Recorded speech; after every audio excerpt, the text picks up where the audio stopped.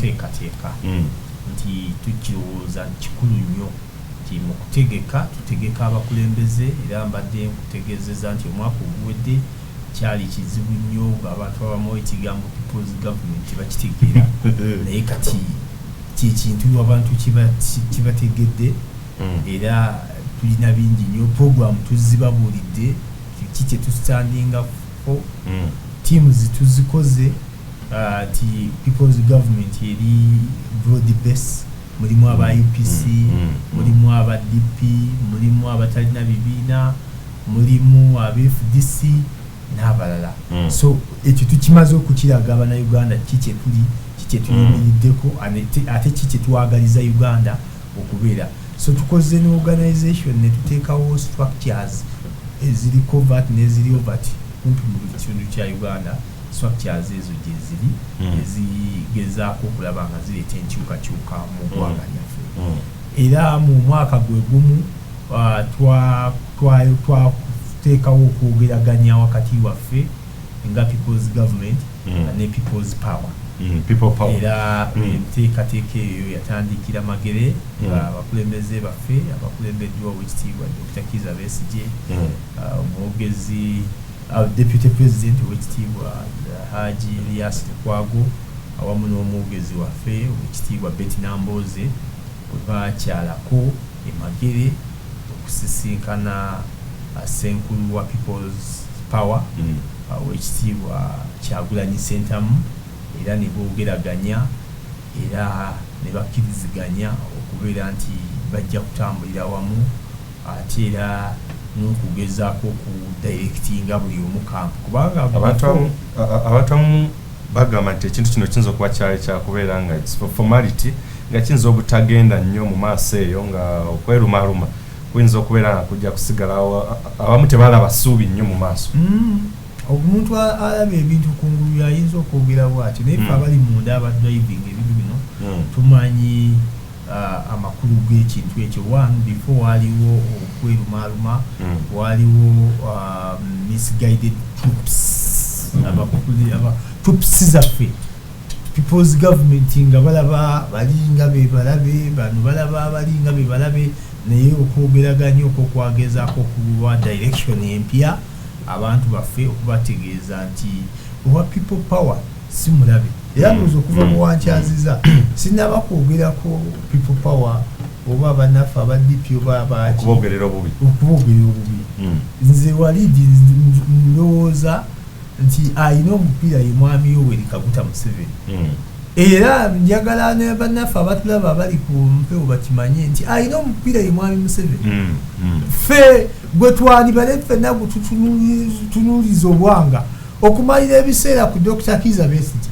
okumalira ebiseera ku Kyagulanyi otandika okumulwanya tulowooza nti oba tolina kyoyongerako opposition amaanyi gaffe amaaso gaffe tulina kugatunuliza mwami Yoweri Kaguta Museveni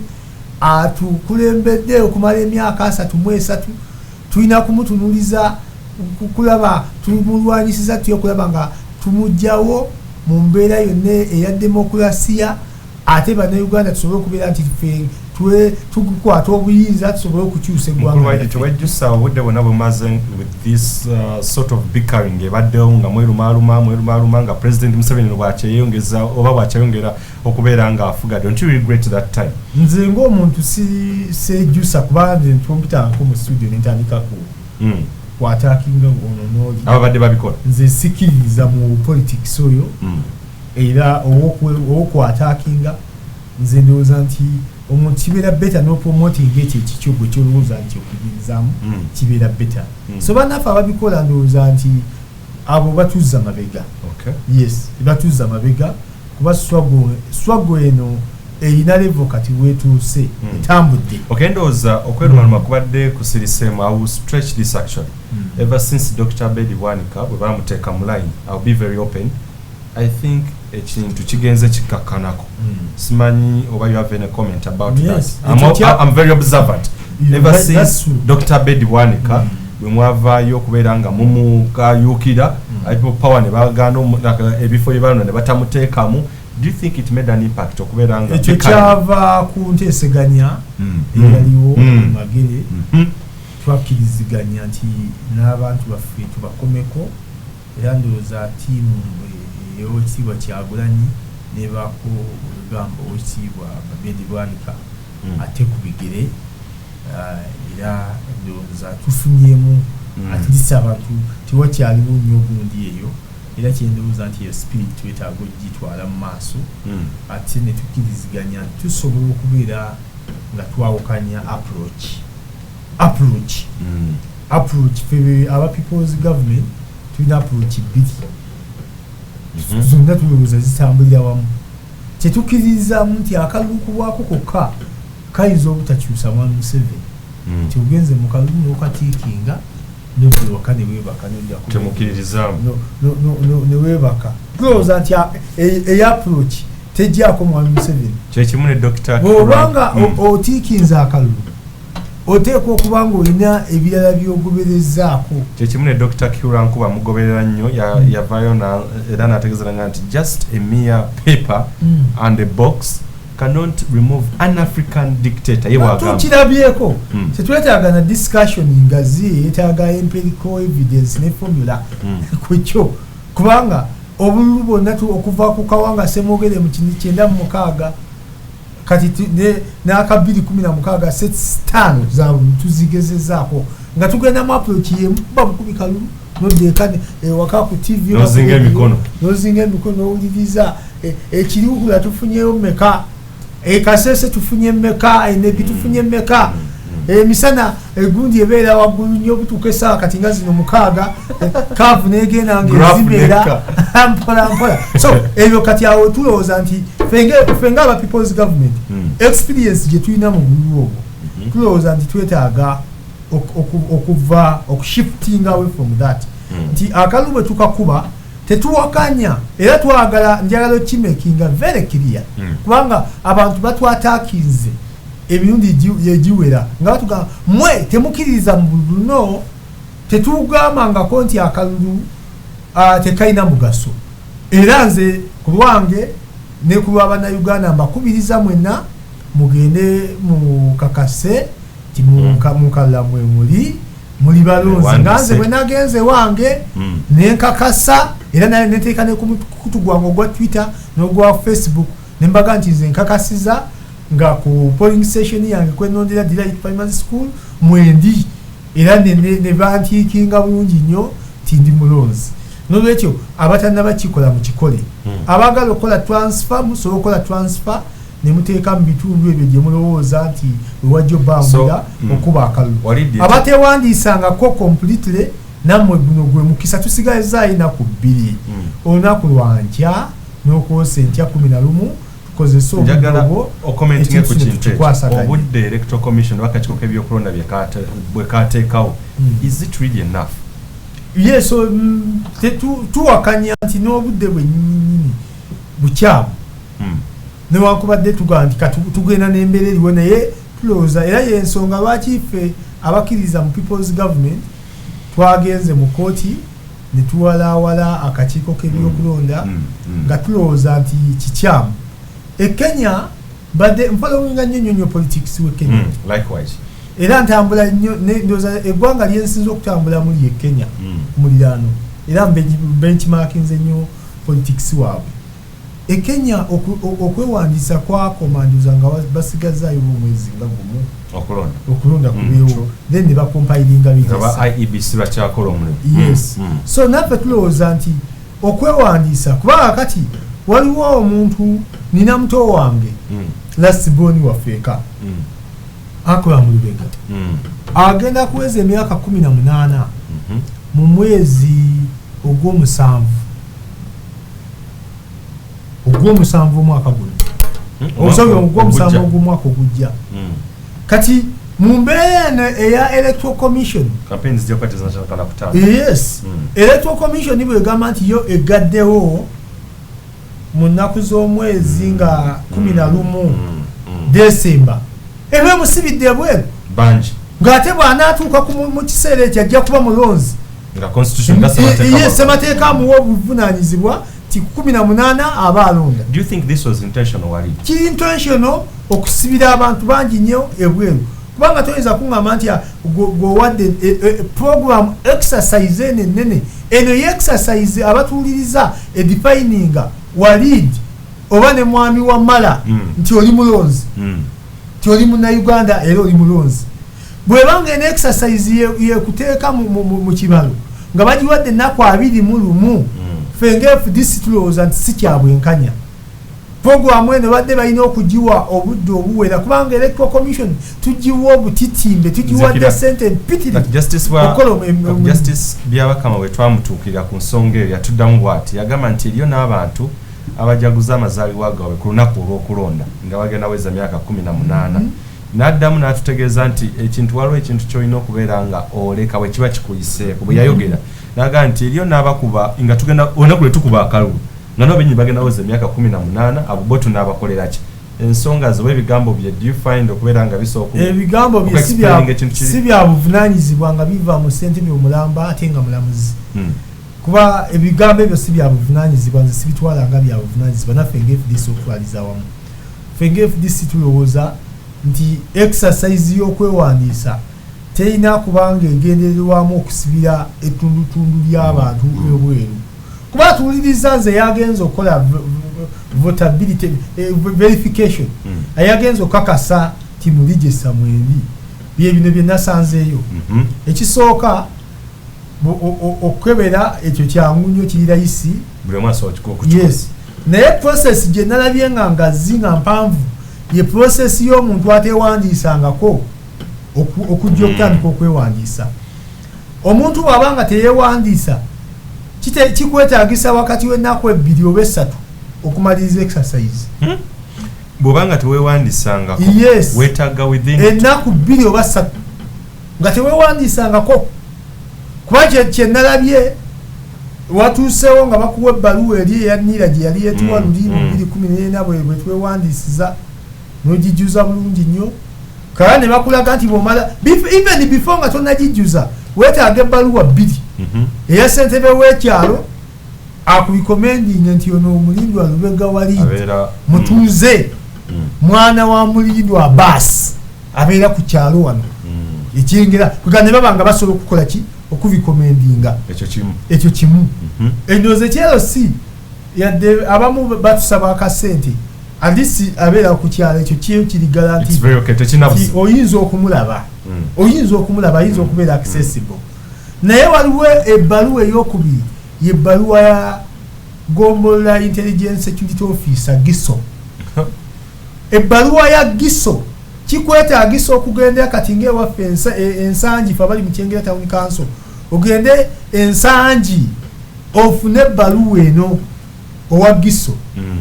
kandi nze nabuuziza supervisor wange ow'omuluka eyabadde supervisinga ne muganda ebintu bino bye mukola si bya bwenkanya kubanga mwagala okutukakasa GISO amanye abantu bonna abali ku kyalo kwensula kuno kubanga omulimo gwa GISO at least owelo si wanyinza omuwa benefit of doubt naye nga naye ate era sisuubira nti ssentebe wange mwami Gakirawo amanye abatuuze bonna abali ku kyalo kwensula ekyo nkibuusabuusa ssentebe tabamanyi kubanga waliwo abasenza abajja ekiro abakola batya sisuubira abazaalibwa sisuubira nti bonna abakola ki abamanyi ekyalo ekyaffe kiriko kumpya abatuuze abasukka omutwalo so buno kano kandi bakagenderera okulaba nti abantu abateewandiisangako babateeka mu process eri tiresome betamu kubanga toyinza kuŋŋamba nti GISO amanye abantu abali mu gombola yonna nti bonna ajja bateerako emikono secondly GISO bw'otwalayo olupapula sigamba nti ajja dduwandiikako there and then alukuwe tiye mwami wa maloze nti olupapula ye kantuteekeko nalukuwera waawo ye ne process y'okuva ku kyalo wooli omuntu atindiga olugendo agende kugombola kintu kigazi ova kugombola okomewo ku kyalo mwe waffe ku LC1 owali ofisi LC1 webali kati webawandiikira nze ndabanga ekyo nakyo kigazi kigezaako obaolyawo okusumbuwa abantu so eyo process yonna nga bw'ogambye egezaako kwetamu abantu olw'okubeera nti mpanvu abantu bwe beetamwa process along the way babyabandoninge babiveeko ekirala kyenalabye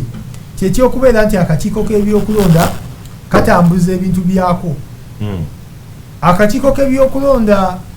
ennaku ezasooka zonna tetwalina ffe nga abatuuze ku kyalo kwenondera tetwalina bintu bino bikozesebwa. Baali mu zooni batambulanga buli zooni bagiwa ennaku 2 kanne waffe batuwadde ennaku za 3 olw'okubeera nti ekyalo kyensulako kyekisinze okubeera n'abalonzi abangi tulina abantu kumpi mitwalo mulamba kakati abatuuze so kane engeri gyekiri tulina population nene ne baagala okuba nti ffe baatuwa ennaku 3 naye abalala bagenda babawa ennaku 2 mu muluka ow'omuluka waffe era namwe mulugunyako supervisor waffe electoral commission mu muluka ne mugaa nti lwaki temwateekawo waakiri ekyuma buli session buli polling session ne muteekawo ab'ebyokulonda ne bakampinga ennaku 22 nga bali awo babeerawo okuva saawa emu paka wakiri saawa 12 ezakawulo. Olaba kuga system ekolebwa naye nga ya teyambye kubanga abantu bagendangawo nze era namala kubira kyamaani wange oweerosuwa ngampa program nti baŋŋambye nti bajja kubeerawo ennaku ez'essatu ezisembayo ze bajja okubeera ku kitundu n'olwekyo nange nenkunga abantu nenteekamu n'ekizindaalo abataka nembakunga basobola okugenda okukola ki okwenyigiramu exercise eno naye kwegalaba nga exercise eno egezaako obaoliawo okulemesa abantu exercise yonna nga bw'ogirabye okukigattira wamu. Do you expect an incredible election, a free and fair election? Yes. Bino byonna nga tubigasse wamu. What do you expect? Kyekiri kye nagambye nti akalulu kubwako kokka nga tolinako kyokagoberezaako oyinza okwesanga nga tofunye ddoboozi ly'abannayuganda atuwuliriza okuva exercise eno bwe yatandika n'olwaleero electoral commission etugamba nti yakawandiisa abantu abataweza na miliyoni kale bwe baba basuubira nti at the close of the exercise beneeba ewedde expectation yaabwe tebagenda kusuka miliyoni 1.3 kakati abo abantu babeera batono nnyo bwe kibanga mu ligesa tubaddemu miliyoni 14 around there 15 fa balonda mu kulonda okuwedde kati bw'oŋŋamba nti mu process ey'emyaka 5 turnover effect tuwongerako bwongezi miliyoni 1.5 nze ndowooza nti enamba ebeera ntono compared ku Uganda gye batumanyiddeko nti Uganda yeggwanga erisinga okubeera n'abavubuka yeggwanga erisinga okubeera ne fertility rate sisuubira nti eno miliyoni 1.5 ewa representation entuufu ey'abannayuganda abeegwanyiza okwetaba obutereevu mu kulonda. Tolowooza nti ebintu bigenda sigala byebimu wali obalaba nga abantu kuba even what I have on ground atu abasinga bagamba they lost hope tetulina budde bwebyo abantu basigala ku mirimu gyabwe bakola ki so the voter turnout eyinza okubeera nga n'ebintu byonna biyinza okusigala kyekimu okiraba oti kisoboka bulungi nnyo oba embeera ene electoral commission gyegezezaako okutulaga okubeera nti etaddewo embeera nga ekaluba era byebimuffe ku byatututte mu kooti twagala kooti ekake akakiiko k'ebyokulonda kubanga temuliimu kawaayiro kebateekamu mu ssemateeka nti akakiiko k'ebyokulonda kanaategekanga okulonda wakati mu nnaku 21 nga bwe bagenda okuwandiisiza abalonzi abapya n'olwekyo kati ekyo kyekimu ku bye twatutte mu kooti nga twemulugunya nga twagala tufune extension ate kijja kuba obaoliawo kimotivatinga abantu baffe n'abo abanaaba balekeddwa ebweru obaoliawo okwongera okwenyigiramu so ndowooza people's government ekyo nakyo kigezaako okudemystifying ekintu kiri kye batuteekako tiffe tetukkiriza mu abatakkiriza mu lwaki wagenze mu kooti kooti ekake akakiiko k'ebyokulonda okuddamu okugaziya abantu basobola okubeera nti beetabatunulirira ensonga government ensonga era gye mwakutteko ku kakiiko kennyini okubanya tukamalirize lumu ensonga gye mwagambye Sam Lwakoojo saako ne Justice Byabakama ebifo babirimu mu bukyamu ebya Electoral Commission olw'ensonga ebifo bye baali ba holding previously tebabireka nga ssemateeka bwagamba omuntu osobola kubeera na bifo bibiri biri credible mu nsonga ng'eyono Justice Byabakama akyali Justice of the Supreme Court ensonga eno how far era bichi bannayuganda bye bagwanidde okumanya ku nsonga eyo. Yes, twatute era mu kooti mu musango gwe gumu twawabidde ndoza kuba ndoza okulungamyako ate omusango gwa mukulu Samuel Wakoojo gwawukanako twawabidde abantu babiri twawabidde owekitiibwa omulamuzi Byabakama Simon Mugenyi netumuwawabira ne deputy we Hajjati Aisha Lubega ange kituwawabyisa owekitiibwa Byabakama Mugenyi one aina emirimu ebiri mulamuzi mu Constitutional Court oba mu Court of Appeal ate mu kiseera kyekimu ye ssentebe w'akakiiko k'ebyokulonda mu tteeka lyaffe erifuga aba public service omukozi wa gavumenti ateeka okuba nga alina ekifo kimu era omusaala gukola ki gujja kuki kugundi emu bajuzi era twalina gundi ne mu UPDF tolaba ba UPDF betulina abali mu parliament bafuna basala babagamba okusalawo awantu either oyagala kubeera nga gwe ku payroll giranga ku UPDF oba gujjanga member wa parliament osalawo kimu seteeka lirivere kiriyawo kanne wano eteeka lirivere kiriya bano bo babadde bafuna emisala gya mirimu gyeki double owekitiibwa Hajjati Aisha Lubega deputy chairperson w'akakiiko ye deputy chairperson w'akakiiko so nga ate talekuliranga kifo kye kyabadde akolanga headmistress we Nabisunsa abadde headmistress Mulamba we Nabisunsa girls so abadde afuna akitegeeza nti afuna by default afuna emisala ebiri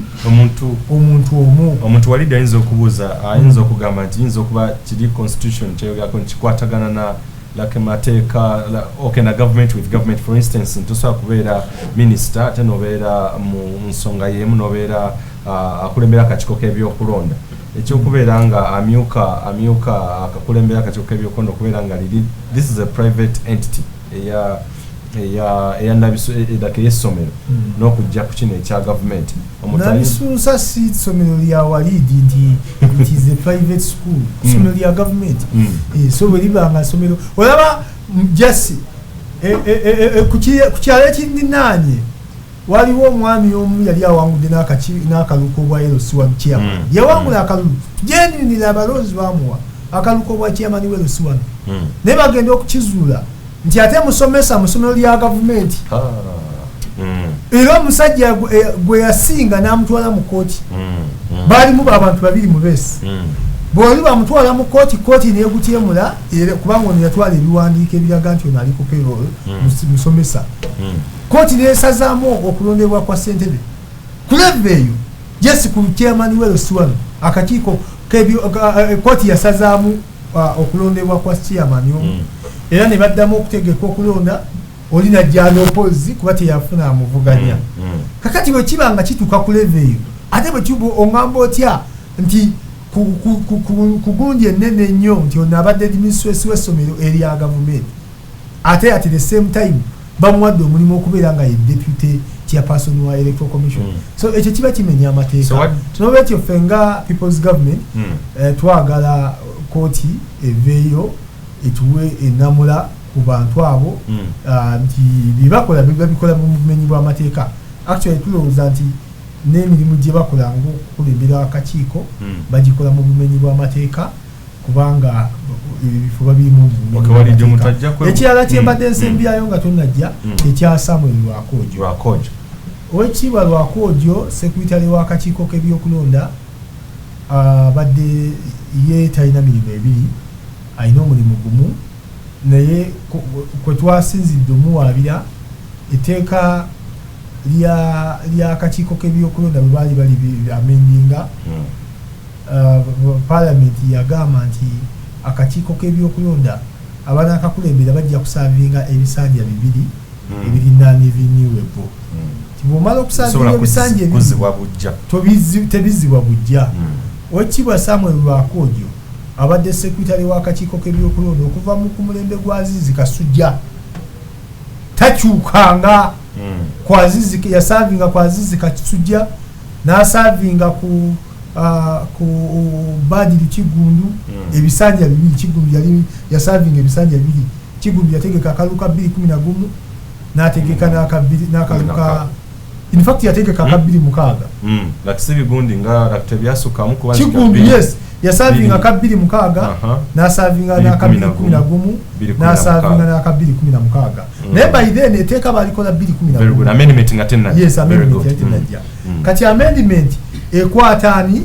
ekwatono lwakojo kubanga service overseas service so kati tu eteka twagala nalyo libere tuloza nti naye yakola abikola mu bumenyi bw'amateeka lwakojo yali alina kugenda na engineer Badiri Kigundu absolutely right kubanga ekisanja kyabwe kyali kyagwako so twagala nayo kooti eveeyo emuyimirize sobola okubeera nga tufuna abamanager abatuufu abagenda okutegeka akalulu k'amazima n'obwenkanya. Walidi omuntu ayinza okwebuuza nti why now nti muzze mufuna by elections nga of course awamu ne mujja nga muwangula ne mutatunulira nnyo bintu ebyo cause wetwogera kiriirigo era nga bwe stresses omuntu asobola okwebuuza why now luli mubadde temubiraba juzi mpozi nja kuwa komenti ya mukadde wange omugenzi Honorable Samuel Kaleganjuba ya mentoring yantegeka yanzimba mu byobufuzi Mungu amuwe ekiwumula eky'emirembe bantu bempe ekitiibwa ennyo abanjagaza FDC ate ne batakoma kujinjagaza ne mbasemberera ne bantegeka owekitiibwa Honorable Samuel Kaleganjuba mwali yali lawyer mulamba yalina ekigambo kyeyateranga okutugamba nti etteeka nti justice obwenkanya justice bubeera eri abo abali vigilant nti gwe tekitwala banga kati ffe vigilance yaffe eze kati ebbanga lyonna oba oli awo tubadde tetutwalanga budde ku kyefumitigiza vigilance twagirabye amaaso muzibuse kati tuzibuse kati nze sirowooza nti omuntu yeetaaga okutuvunaana otayinza okubagamba opposition are really vigilant for all that period yes kisoboka bulungi 2016 17 18 kisoboka bulungi nnyo so vigilance twagirabye kubanga n'ekirala kyanjawulo okubeera ng'oli vigilance n'okuba nga olina obujulizi osobola okuba nga walidde omumanyi bulungi nnyo nti walidde oyo akwata abakazi era ng'ekyalo kyonna kimwogerako naye ng'ali smart nga teri alina bujulizi butya walidi bwakwata abakazi babakabasanya kakati until ng'obujulizi buzze oli n'agenda nabo mu kooti that is the vigilance person abamutute mu kooti so obujulizi tubulina kati ebbanga lyonna tubadde tulina bujulizi kati obujulizi tubulina era bwe twasinziddeko okufayininga petition. Don't you think that President Museveni abakozesa ensobi bakola ensobi kwamwe muliwo ku check like you part of that position abaliwo ku checkinga don't you think it namwe olumwenzo okubeera nga asoba kwesa ensobi ne lasting for a long period of time ne mukizula nga kiyise nawo cause electoral commission ine eriwo etegese by elections etegese LC1 elections etegese obululu bwa municipals empya like don't you think President Museveni no more credit ironically sagala nze muwa credit that's why I said ironically sinowooza anti credit yeetagisa his intelligent abakozesa ensobi nemu kimenya amateeka nga kikyamu nze ndowooza nti obujulizi nga bwe twabufunye katwongere okupashuwinga omusango ogwo until its logical conclusion. Okay, tukwate ku nsonga eddiri esembayo ensonga ya of course Kano kubeera nga aludde mu struggle bantu bangi nnyo bazze abaclaiming akyesagalira nnyo kwesa abagamba nti yes tuze tumwage what and what but he has been in the struggle ebbanga eriwererako ddala ayina ekintu kya signalinze ekyalesa analogy eyinza okubeera nga going to the masses ensonga y'okugamba nti abantu bayinza okubeera nga balina ekintu kye babulamu Kano tuze tulaba ensangi ez'enjawulo asobola okugamba nti tugenda kutambula bigira abantu ne bamugoberera ne bajja ne bakola ki but the question of ensonga ey'okuteeka into action twakiraba recent Kano bwe yali atambula vewaka bamukola ki abantu bali ku bizimbe baggulu just screaming doing what and what walidde ensonga eyo Kano gyeyogeddeko kifaananyi ki kye tulaba because naye tukwate ku masses are the masses really mobilized?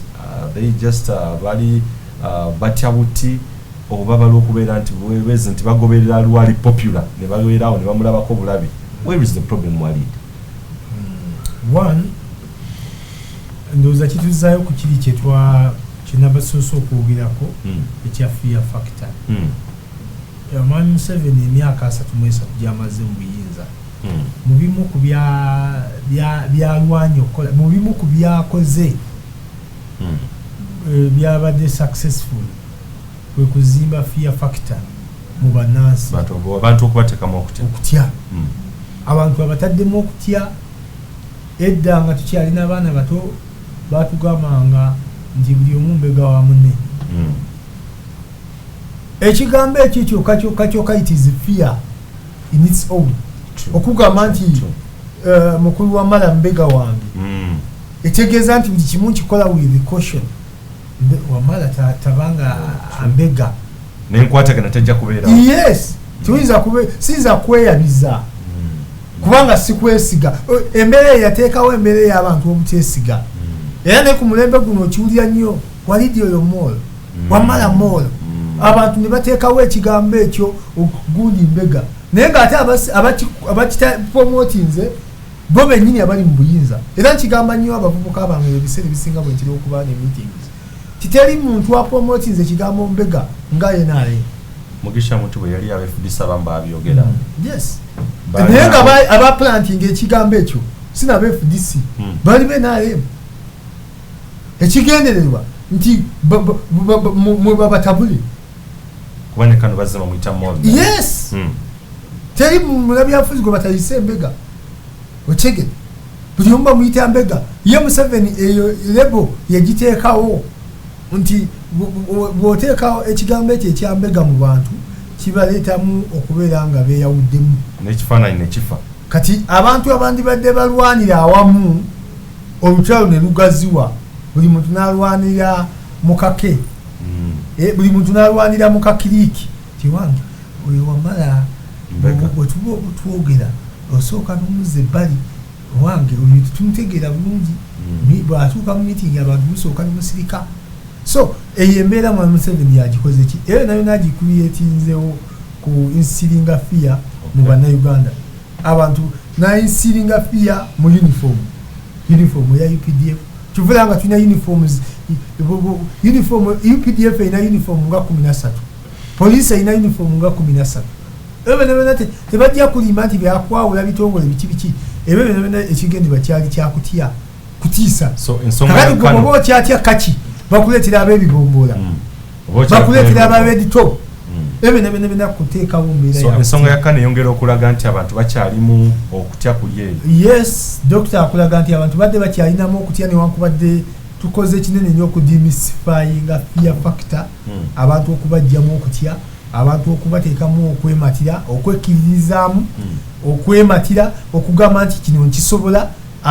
kino onatiisa butiisa. Edda emabegako waliwo oba yali 2011 nagendako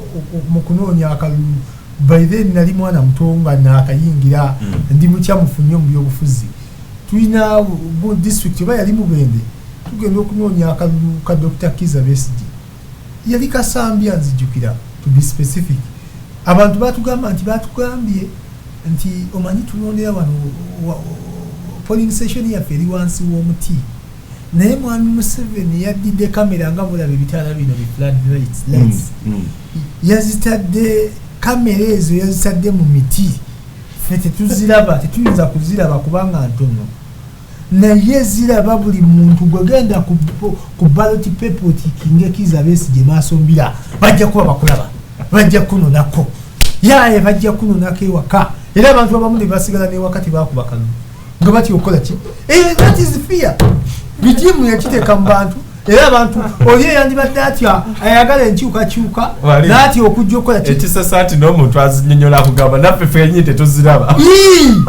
Yiyimbira gavumenti eteekawo obulimba obwo nebuteekawo nga kugamba buli convincing nga negwe babugamba abukkiririzaamu nti ddala buki abantu twateekawo embeera nene nnyo bwe tuvaawo era abantu batukubira amasimu batuga nti abo ababadde babawagawaga babeera Kampala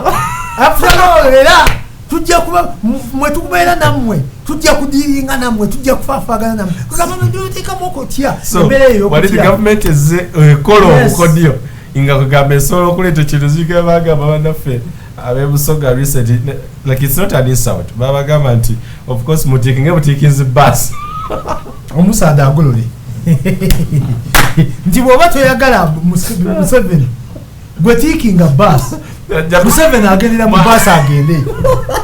okukyogera alitulabe kukijjayo mu Uganda gwe bw'oba toyagala Museveni gwe oyagala Besigye tikinga nzijukira ne mukaluko w'ekiba Salaamu Nsumba era ekigambo kyekimu kyajja nti bw'oba toyenda Salaamu oba toyenda Kategere owe NRM ng'oyenda Salaamu tikinga golola tikinga Salaamu tikinga bus NRM egolole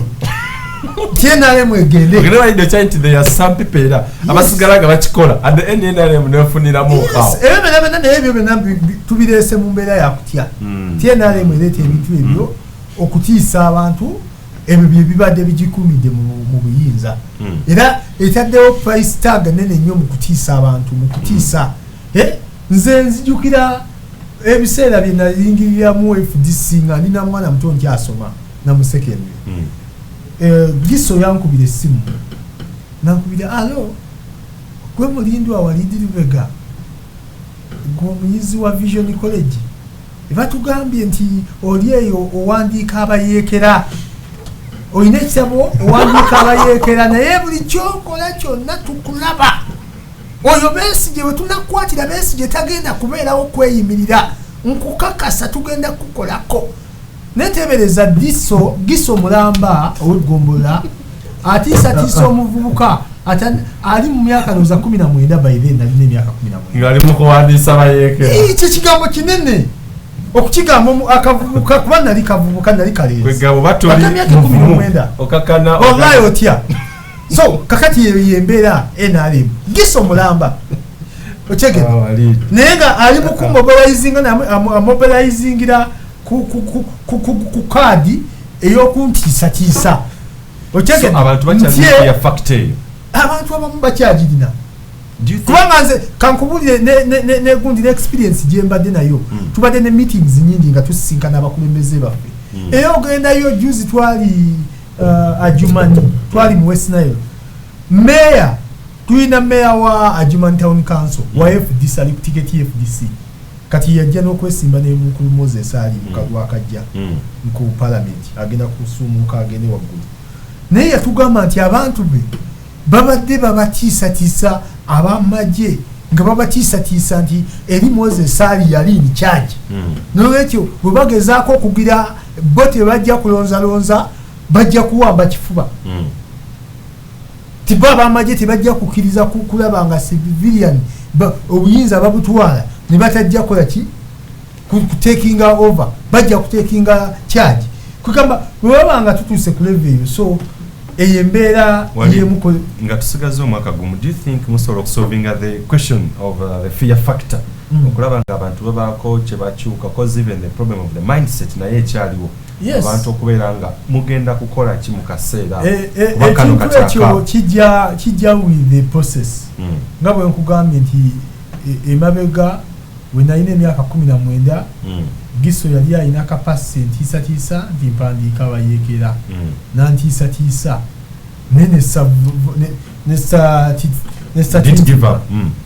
nensigala ku mulamwa sisuubira nti Giso era musisinkana bulijjo ne ku mikolo Giso y'omu naye takyasobola era nkimujjukiza nnyo ne tujjokinga nemuga nti ojjukira ebintu byewayogeranga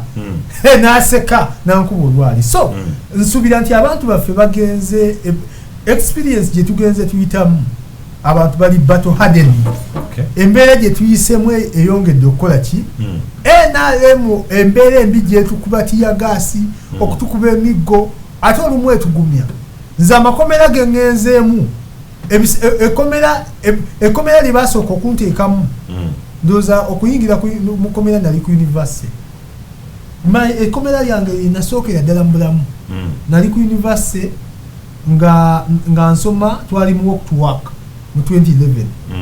2012 bateeka mu kkomera kuba twali tutambula walk to work ekkomera eryo lyansomesa kinene nnyo before nali ntya naye kasita namala okuyingira mu kkomera nenvaayo nga tewaliwo kimbaddeko kale nebwonkwata simanyi kiki kugamba embeera gye tugenze tuyitamu abantu bagenze baguma so tusuubira nti bwe tuli abantu b'e Sudan baaliwo naye bagenda bakola ki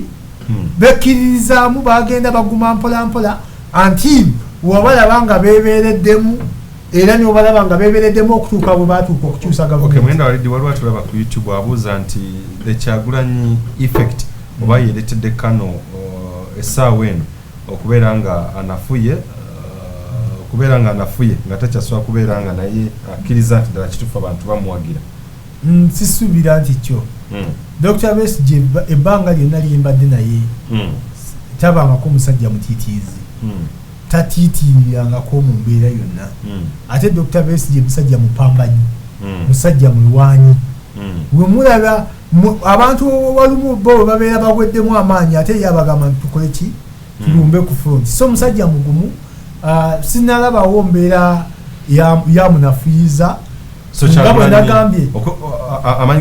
amanyi ga Kyagulanyi okwenga tegalina ngeri yonna tegalina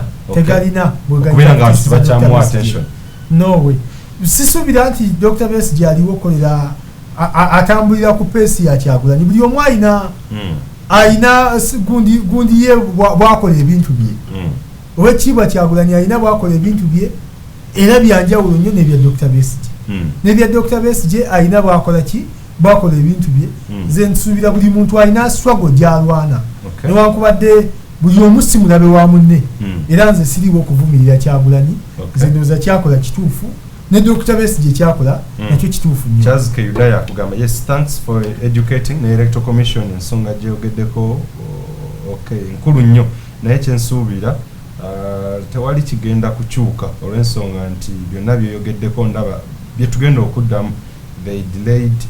kutuusa ebyokulonda mu Wakiso Kampala waidi byogerako bituufu naye mutubuulize ayogera ki kukya Kyagulanyi ndozi badde okikonyeko ekyokugamba yes Kyagulanyi okubeera nti yeeyongedde nnyo popularity n'ebitundu ebirala ebyensi mwagenza okubeera nga yeeyongera abantu okushiftinga maaso ogazza ku muvubuka omuto yes kyaziko wandise bingi naye ekya Electoral Commission eso badde okyogeddeko ensonga ya Kyagulanyi ndowooza asinga bo bwe balowooza nti Kyagulanyi ayinza okuba alina impact gyakoze ku people's government wane FDC okubeera nga abantu bashiftinze the support over to Kyagulanyi from Kano. No, FDC is an institution. Abantu beerabira FDC nga institution togisuubira nti institution ebeera n'abawagizi baayo era ebeera ne ba supporters so ffe tetuli anyway shaken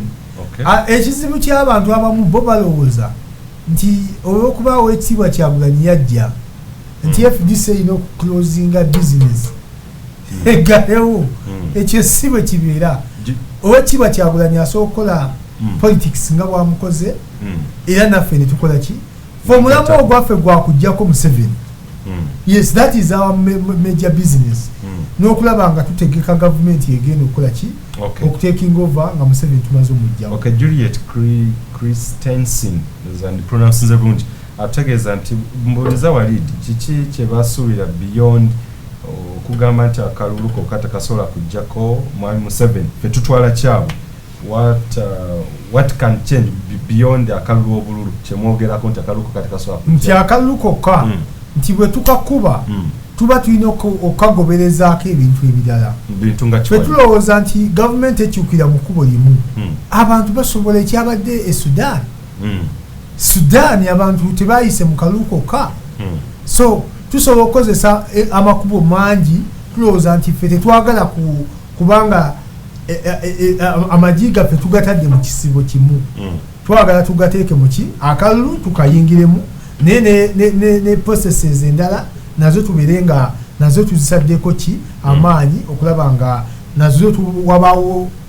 any kind of engagement ekolebwawo okulaba nga tufuna change nga tuyita mu dirisa eddala. Okay,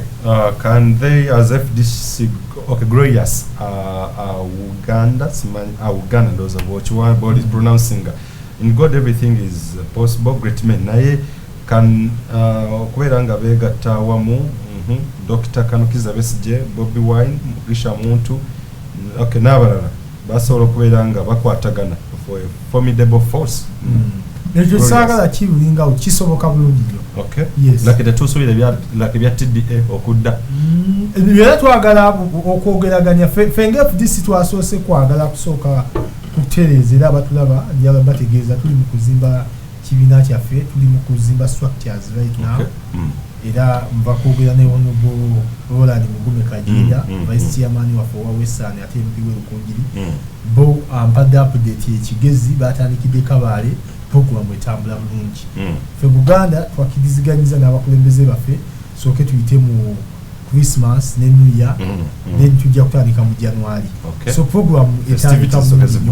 Yes. Kati bwe tumala okweorganizinga internally then tujja genda ku mmeeza twogeraganye ne bannaffe labe nga tutambulira wamu. Onabuuza like James Kasigwa in case coalition oba okukwatagana kulemye eze Museveni nga walina ekyoto nti by 2021 nga abanafuyiza yabuuza like James kiki kyemugenda okukola this time round in case ekya TDA kiddamu okubeerawo. Ndowooza kyesoogeddeko nti twagala nnyo okubenchmarkinga ku byalemesa TDA okutambula. Engagement yonna yonna gye tugenda okugendamu twagala tugende nga tusooka tujjayo emikago IPC TDA biki ebyagaana tusobole okubeera nga tubisalira eddagala such that mu guno tujja kuba ne fact finding mission such that mu guno gwe tunaagendamu ate gujja kuba nga gutambula bulungi nnyo. What's like Mayflower Corrigan what's his comment on the battle that seems to be a partition and scramble for South Africa between the opposition that is People Power and the National Resistance Movement. Mwagala nnyo muvubuka muvumu. Yes, just a scrum and partition of South Africa. Etula Bebe Kulu agenze bakutasira kusasa bagenze Bobi Wine ali eyo like what's your take? Yes, one ndoza okugenda okwogeraganya ne bannayuganda bayiri mu diaspora kirungi kubanga tulowooza balina remittance nene gye bakomyawo mu ggwanga on either way basobola okusalawo ne bagamba nti bawa opposition oba bawa sente ze bakungaanya kuba byayinza naye abo tebalonda naye ndowooza influence yaabwe eyinza okugira mu cash. Ti sente bayinza oziwa enkambi yonna ate nga tukimanyi nti sente ekikulu nnyo mu campaign. So nze ndowooza nti kirungi tumi kirungi okugenda okusisinkana abantu bonna gye bali. FDC tubadde tukikola era tukyakikola era tulina ne chapter nnene ekulemberwa Mwami Kalinde South Africa, tulina UK ekulemberwa omulangira Wasajja Dixon, tulina gundi chapters across the globe, across the world. So era naffe tuzengeginga so nze sikinaamu buzibu yielding positive fruits about diaspora. One, tuyambyeko no communicating plight ebizibu ebiri wano e Kampala tubadde tuyita mu chapters zaffe nga zigezaako okubitegeeza abantu abo abali e Bulaaya. So ndoza mukulu nnyo olw'obudde ebigambo ebisembayo one ku kya electoral commission okweteekateeka kw'abantu obaka bwa Christmas oba omwaka omujja like tufundike program ku lwaliro. Ekisooka nkubiriza bannayuganda tusigaza inaku bbiri ku nsonga y'okukakasa nti bijesamwe yadde tuli mu kugezaako kulwanagana okulaba nga tuba tutagula electoral commission egaziye naye at least tweyambise guno omukisa kati oguliwo nagwo tugweyambise abatannaba kwewandiisa abaagala okukakasa tugende tukikole tukakase nti mu Regis Samuli tulowooza nti mu kalulu kano tujja kwagala nnyo naddala ffe FDC tujja kwagala nnyo abalonzi okusinga abawagizi naye omuntu asobola okubeera ebibiri asobola okubeera omulonzi nga oli muwagizi naye kibeera kya nnaku nga gwe oli muwagizi naye nga tolonda kakati ekisinga okubeera ekikulu kwe kubeera ng'oli mulonzi so mbakubiriza okuba nti programu eyo bagyetanira ku LCZ zaabwe na wonna wakwanguyidde oyinza okwesanga ewuwo tewakwanguyidde nga ebyokulonda tebali sayidi awo naye nga bali ku muliraano genda ku muliraano oba oli awo osobole okubeera nti weetaba mu nteekateeka eyo obubaka bwange mbaagaliza ennaku enkulu ennungi ate era naddala ennyo abavubuka twekuume essanyu manyi nti tugenda mu nnaku ez'essanyu naye zirina ebikemo bingi twetaaga obulamu okubeera nti tubuvaliwinga kubanga ate naddala ennyo abavubuka obulamu bwaffe twetaaga okubeera nti twekuuma bulungi tusobole okubeera nga tubeerawo ekiseera ekigazi tulina bannaffe era bendi mu kunakuwalirako abavubuka bannaffe abavudde ebuya ne bagenda ejjinja bagenze okuwugira mu mugga naye abantu bagezezaako okubalabula naye ne batawulira okukakana ne bawugira mu mazzi ageewala ne babbira era emirambo ena gyegyakalabwako nga be bafudde babadde bagenze kusamba mupiira so ebyo byonna kiva kubeera nti obulamu bwaffe twetaaga obukuuma so abavubuka manyi ennaku zetugendamu nzibu nnyo naddala nga tumalako omwaka obulamu tubukwate nga kiri kikulu so mbaagaliza ennaku enkulu ennungi ez'okusanyuka ate z'okwetegekera enkyukakyuka eya 2021 ndese walugamba ndese simandoza yes briefly nanyanzi Christine abantu wani mwiza wa briefly yes ada cause sign out na endo za enzo kwa like just seconds what does he think about yes Robert Chagulanyi's Sentamu's yes arguments on LGBTI well Simanyoba nanyobo yagalo kola no comment about that Christine aina jatutwala wala nnyo nze comment yange siwagira bisiyaga okay yes ni musajja musiramu Quran yange tebiwagira so your position yange period okay sagala kumbira ko kyali okay temulindwa Walid Rubega yakulembera abavuka mu gwanga lyonna mu kibiina kya Forum for Democratic Change gwembade naye onako olwaleero era mwena abatula babanange basiimira ddala mbawa ekitiibwa obudde bwe muteekayo data gwe muteekamu ne byonna effort kizaamu amaanyi n'okufuula program of course ya 10 wesibe of course omwaka tugutambuza tukoze buli kimu we've done everything consistently banange mbebaza okubeera nga mutuwagira temujjango okwa abakola abasasula subscriptions zammwe ku GoTV free to air Azam abazuku banange sometimes mwena banange mbebaliza ddala abateekamu ya time okukuba amasimu ne social media ni nsingira ddala kubeera nga mwena mbawe ekitiibwa namwe abatulabira ku mainstream atakumira mpeera ajja kubeera nga bankuumira tujja kubeera nga tuddamu atokwatagana olunaku olulala naye nyongera okubeera nga balekera ekibuuzo kyonna fenna ekyokwekuba mu tooki n'okwekyekinga nti yes 2021 ali mu koona era omwaka 2020 mwenna enkalala muzikoze bisinga mwena mubikoze okwewandiisa naye ekibuuzo kiri nti Uganda y'enkya gy'oyagala efaanana etya abakulembeze b'oyagala bafaanana batya do you want a Uganda full of excitement joy or happiness oza mujja kubeera nga mutuula mu kyebuuze mwenna Uganda y'enkya sigadde nze Moses Wamala atakumira mpera wankuyesa abasajja kabaka wangaala